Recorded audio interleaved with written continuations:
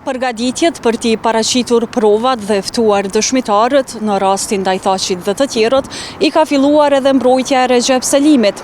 Avokati i Selimit ka thënë se disa dëshmitarë që do të ftohen do të jenë në interes të gjithë të akuzuarve, ndërsa të tjerë dëshmitarë do të flasin specifikisht vetëm për individ.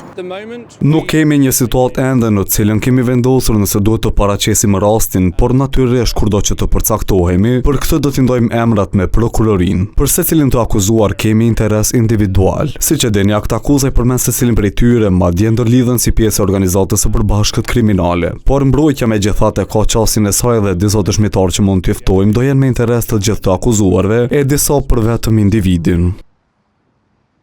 Mbrojtja e Selimit e ka parë si problematik pranimin e dëshmive në formë të shkruara. Avokati ka thënë se kjo është çështje që duhet të adresohet pasi mbrojtja nuk ka arritur që t'i ballafaqojë me pyetje këta dëshmitar. Vetëm pasi të kemi marrë një vendim nga gjykata, ne do mund të marrim një vendim nëse kemi nevojë të thrasim dëshmitar të mbrojtjes dhe nëse po, kush dhe sa dëshmitar. Nëse përdorni fjalën e dobët ose ndonjë fjalë tjetër, ka probleme me këtë rast, cilat ne jemi të sigurt që do rezultojnë siç thash, në një rezultat pozitiv. Po mendoj se një nga çështjet më të mëdha që do doja ta ngrija është sasia e provave që është paraqitur në këtë rast.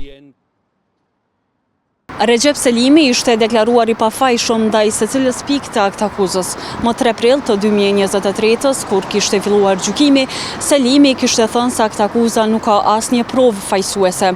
Selimi në deklaratën hyrëse para trupit gjykues kishte thënë se luftën nuk e zgjodhën, por ishte domosdoshmëri për mbjetesë si këmbë dhe si shoqëri.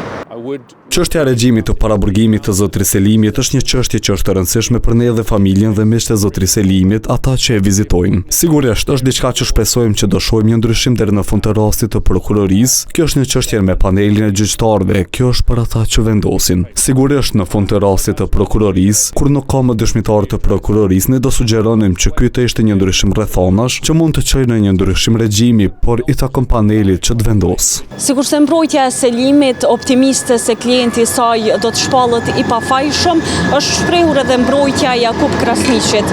Avokatja në një përgjigje me shkrim ka thënë se pret që në fund të gjykimit Krasniqi të lirohet nga të gjitha pikat e akt akuzës. Mbrojtja e Krasniqit është shprehur se gjatë tërë procesit ka punuar me integritet, bazuar në fakte dhe ligje, dhe njëjtë ka thënë se po veprojnë për t'i ndërmarrë në kohë të gjithë hapat e nevojshëm bazuar në procedurat dhe rregullat e gjykatës.